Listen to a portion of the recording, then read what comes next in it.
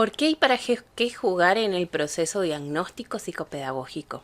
¿Qué es la hora de juego diagnóstica? El juego es una de las actividades que permite al niño explorar, experimentar y lograr aprendizajes.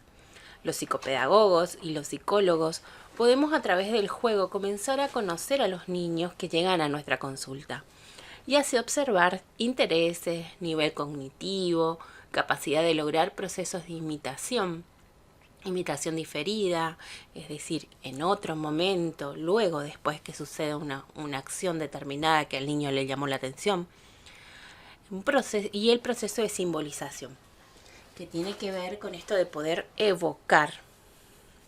Bueno,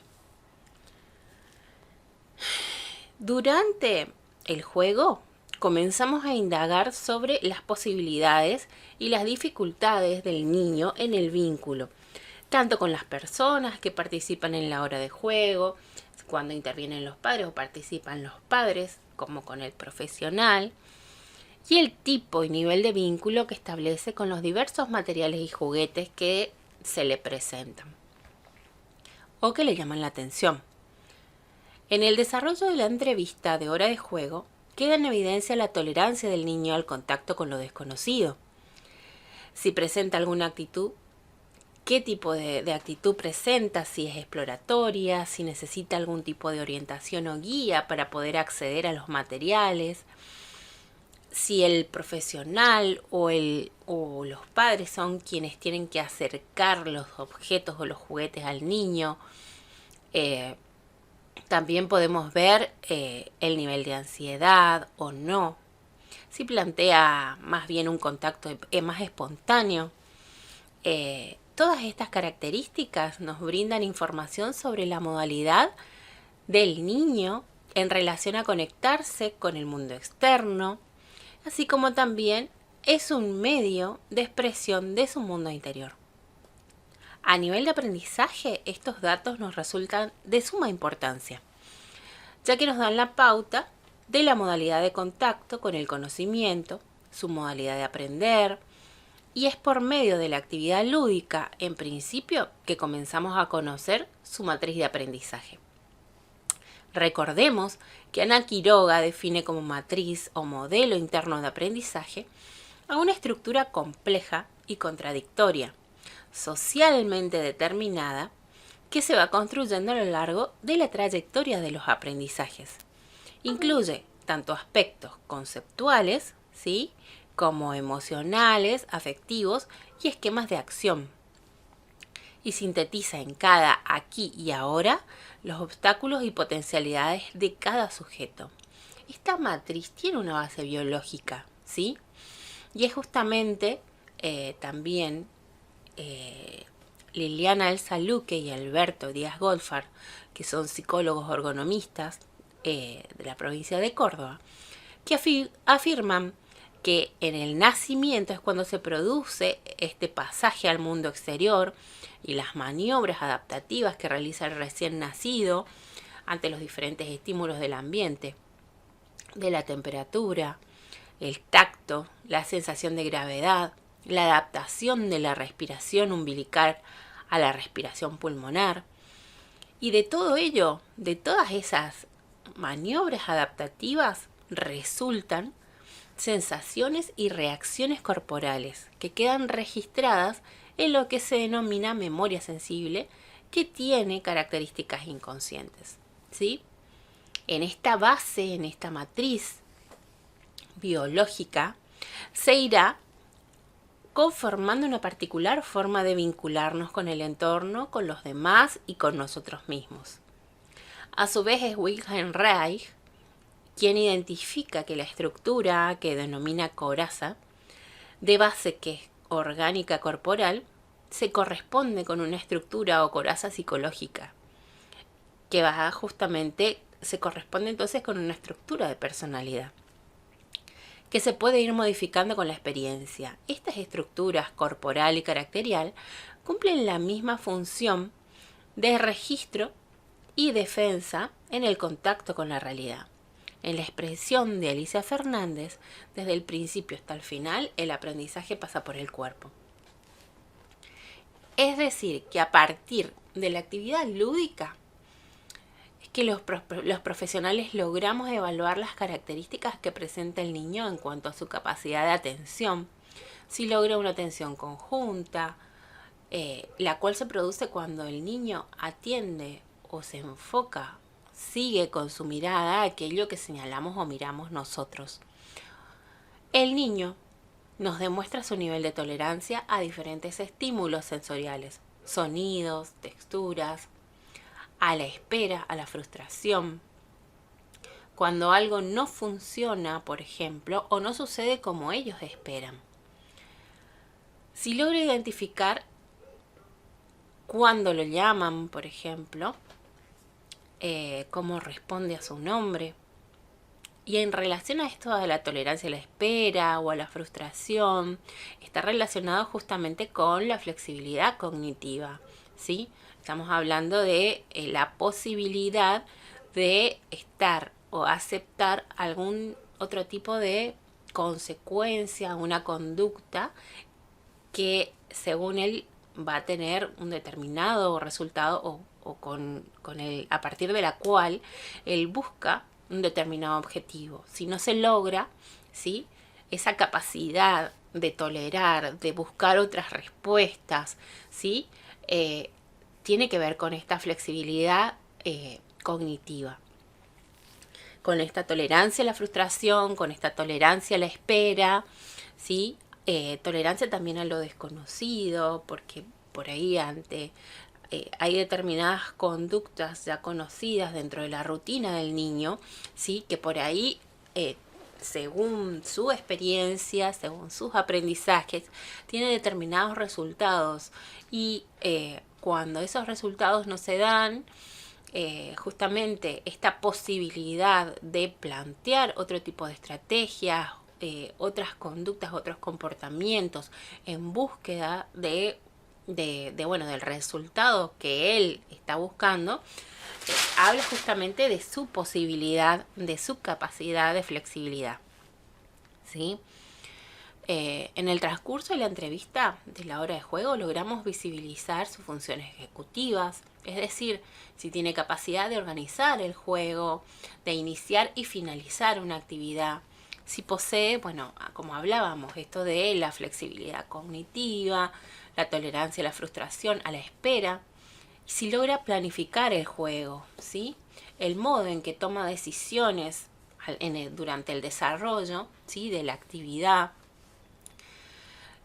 incluso cuáles son las sensaciones, las emociones que van surgiendo en el desarrollo de la entrevista en base a, tanto el contacto del niño, que establece el niño con los materiales, como con las personas que participan en el juego, ya sea el profesional como los padres o los cuidadores.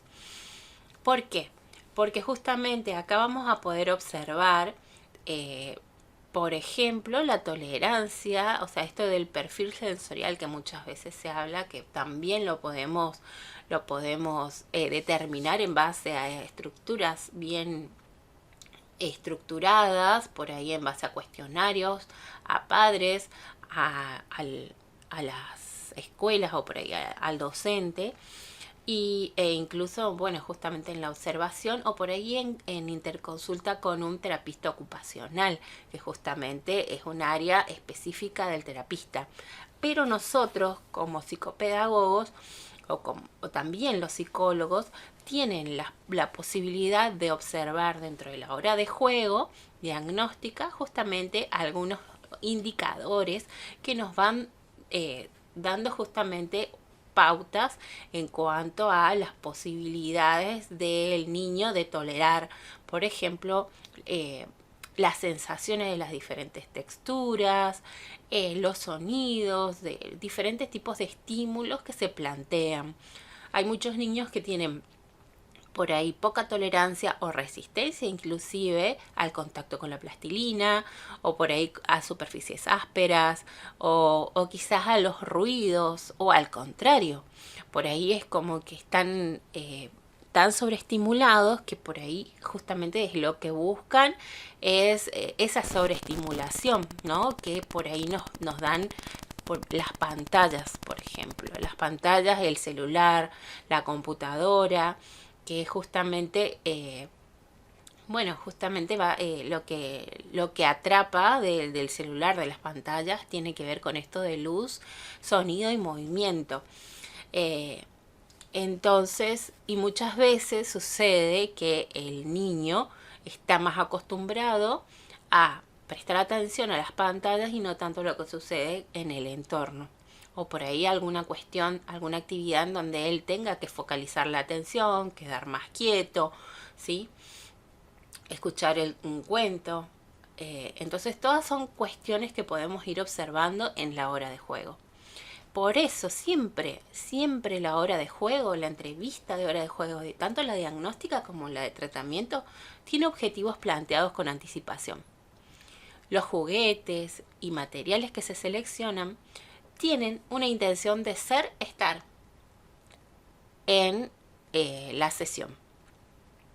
Tiene que ver con esto de las características observadas en base a las entrevistas previas, también en cuanto a las características de edad, de desarrollo, como hablábamos, esto de la cuestión del perfil sensorial del niño, cuáles son sus intereses, observar el tipo de juego que logra, si es que qué tipo de, si logra tener una intencionalidad en su juego, también qué funcionalidad le otorga a los objetos que se encuentran, que se le presentan, ¿sí? Y entonces, justamente en este proceso, el psicopedagogo o el psicólogo planea qué materiales serán necesarios incluir en la hora de juego, y hay un trabajo previo a la entrevista, así como también un análisis posterior, ¿sí?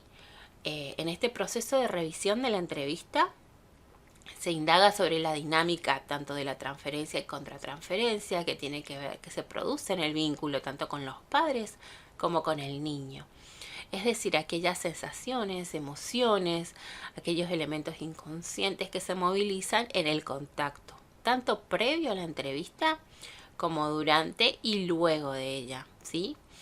Porque luego de la entrevista, el profesional, ya sea psicólogo, psicopedagogo, justamente debe hacer un análisis, una revisión de lo sucedido y poder justamente rescatar la información que va logrando durante el desarrollo de la sesión.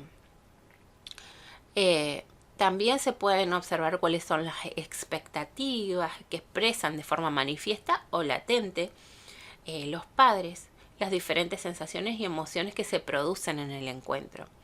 Algún tipo de malestar, de resistencia, en cuanto a la expresión corporal, justamente con esto de la comunicación no verbal, qué es lo que se dice y qué es lo que no se dice dentro de la sesión, pero sin embargo sí se puede percibir, se puede observar, ¿sí? Si hay más bien movimientos espontáneos o por ahí hay ciertas rigideces, estereotipias, ¿sí? Y por todo lo detallado también es un aspecto muy importante que tenemos que destacar, que los profesionales realizamos supervisiones. Entonces, ¿con quién? Con otro profesional, con un colega, para poder justamente analizar esta información que vamos logrando obtener y a su vez mantener una distancia perceptiva. Esta distancia perceptiva se refiere a la capacidad del profesional de poder observar objetivamente durante el proceso diagnóstico, pero a su vez lograr registrar aquellas sensaciones y emociones que surgen en este proceso. Sin estos elementos, el proceso puede encontrar dificultades para lograr una mayor claridad que buscada, ¿sí? Y el juego es una herramienta también fundamental para luego avanzar con otras técnicas, ¿sí? Y estrategias en el proceso diagnóstico. ¿Por qué? Porque a través del juego, si bien es una herramienta proyectiva de alguna manera, es una de las herramientas proyectivas que se utilizan, ya sea en una hora de juego más bien medianamente libre, el niño también logra establecer un, un cierto nivel de confianza, un vínculo. Es un espacio en donde logra compartir, ya sea con los padres y también con el profesional. Entonces, eso de alguna manera establece este nivel de confianza necesario para después poder avanzar con las diferentes evaluaciones en donde hay una actividad mucho más estructurada y en donde se busca justamente profundizar en ese aspecto cognitivo que vamos a ir indagando, ¿no? El juego entonces es una herramienta fundamental para luego poder avanzar con otras técnicas más neuropsicológicas, de evaluación neuropsicológica y otras estrategias en el proceso diagnóstico. Incluso existen técnicas específicas para evaluar tanto el lenguaje, atención, memoria a nivel cognitivo, habilidades motoras, funciones ejecutivas, el nivel de autonomía del niño.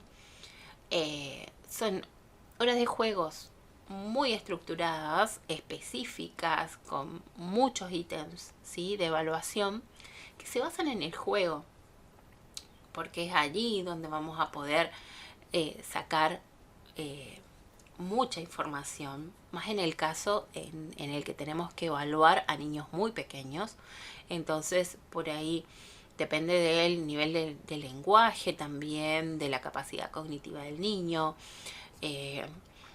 pero es sobre todo en el contacto con los juguetes, con sus padres, con el profesional, poder evaluar estos movimientos, la atención, aquello que le llama la atención o el interés que moviliza al niño en determinadas situaciones o determinadas escenas. Todo esto nos sirve a nosotros para poder después evaluar, ¿sí? La hora de juego diagnóstica es una técnica utilizada dentro del contexto del proceso diagnóstico en niños, cuya finalidad es el conocimiento de las fortalezas, las habilidades, capacidades y dificultades del niño. Por medio del proceso de proyección y la función simbólica, el niño nos irá mostrando de forma lúdica sus emociones, sus conflictos, sus intereses, sus conflictos tanto emocionales como cognitivos, ¿sí? Porque hablamos justamente que dentro de esta sesión de hora de juego también se pueden observar justamente algún tipo de dificultad o se plantean inclusive elementos con los cuales nosotros podemos ver la posibilidad del niño de realizar diferentes actividades como la clasificación, la seriación, la identificación de números, de letras, en base a su nivel cognitivo también, obviamente, y su etapa del desarrollo, se plantearán actividades más o menos complejas, ¿no? Y es justamente el juego, el modo en que podemos conocer sus intereses, sus posibilidades de aprender y aprender el mundo, ¿sí? Y es la modalidad que ellos tienen de expresarse, de demostrar de qué manera se conectan, de qué manera toman contacto con lo desconocido del mundo, ¿sí? Con el contacto también posibilitarnos la comunicación y un inicio del vínculo con el profesional. Y aquí también podemos observar justamente de qué manera manejan, o sea, cómo es el vínculo con la información, con lo desconocido, y nos está dando justamente la información necesaria para saber su modalidad de aprendizaje también. Bueno, y entonces, como hablábamos, es una técnica que formará parte de un proceso que se complementará con otras entrevistas, ya sea los padres, entrevistas al niño y otras técnicas diagnósticas. Nos encontramos en la siguiente sesión. Hasta luego.